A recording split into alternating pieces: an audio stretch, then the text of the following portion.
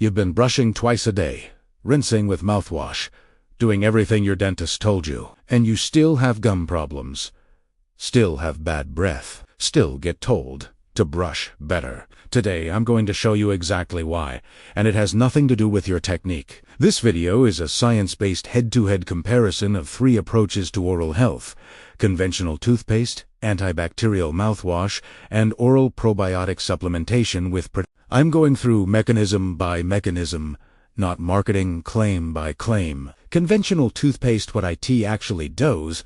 Most commercial toothpaste formulations were designed with one primary goal: mechanical cleaning of tooth surfaces, and the delivery of fluoride too.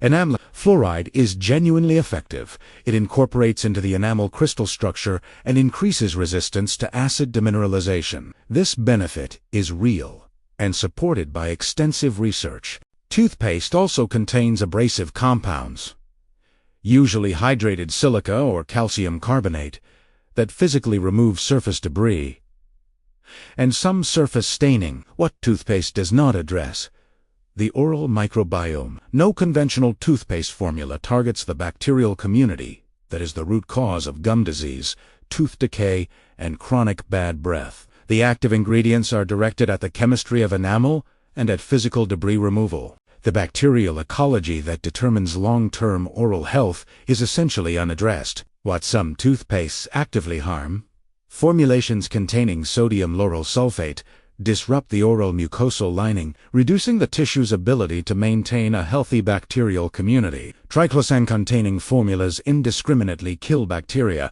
including beneficial lactobacillus species. The net effect is that regular toothpaste use neither improves nor maintains oral microbiome health, and some formulations actively damage it. Summary: toothpaste is a mechanical and chemical tool for surface cleaning and enamel protection. It is not a microbiome tool. Using it correctly is necessary but insufficient for preventing gum disease in microbiome dysbiotic individuals. Antibacterial mouthwash, the nuclear option.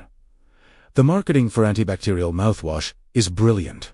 Kill 99.9% of bacteria. It sounds like exactly what you want until you understand what 99.9% of bacteria means for your oral health. Your gum line is protected by an active community of beneficial bacteria, primarily Lactobacillus species, Streptococcus, Salivarius, and Actinomyces, that collectively produce antimicrobial peptides, maintain pH, and physically occupy the colonization sites that periodontal pathogens need to establish gum disease. When you rinse with chlorhexidine or high-alcohol mouthwash, you eliminate this entire protection system. The problem is microbial recovery dynamics. Pathogenic species like Porphyromonas, Gingivalis, and Streptococcus mutans produce protective structures that make them significantly more resistant to antibacterial agents than the planktonic Lactobacillus strains.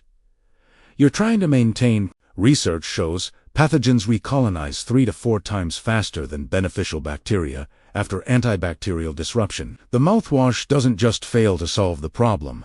It actively creates a competitive advantage for the pathogens. The 2020 British Journal of Nutrition study I mentioned in another video found that 2 weeks of twice-a-daily chlorhexidine mouthwash reduced oral nitrite production by 90%, significantly elevated blood pressure in participants, and measurably shifted the oral microbiome toward These effects reversed when mouthwash use was discontinued, but they document the systemic impact of routine antibacterial mouthwash use. For breath specifically, mouthwash provides 30 to 90 minutes of relief by surface killing odor-producing bacteria. It doesn't address the anaerobic communities in gingival pockets and tongue crypts that are the primary sources of volatile sulfur compounds. This is why chronic bad breath returns quickly after mouthwash.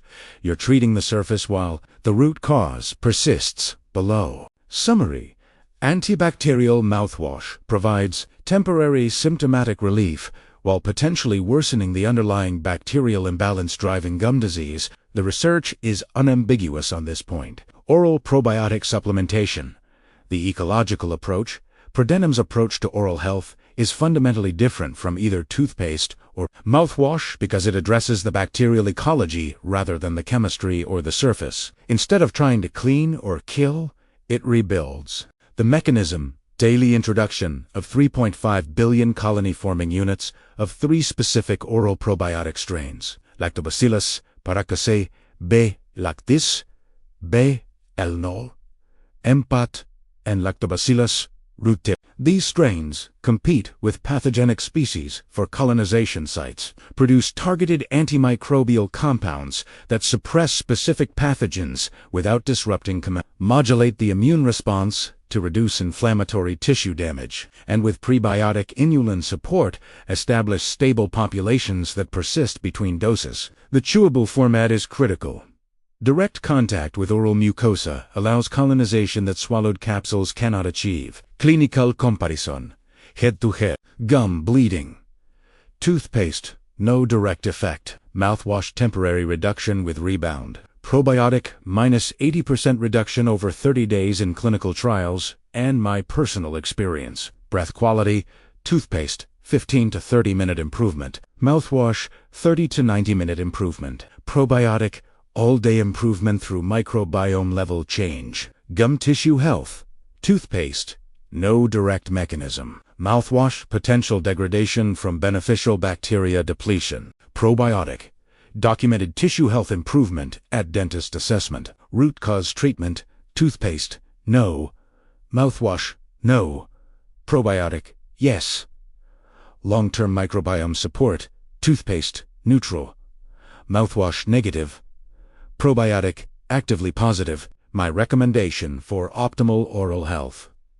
This isn't an either-or situation. The optimal protocol combines these tools intelligently. Brush with an SLS3 fluoride toothpaste.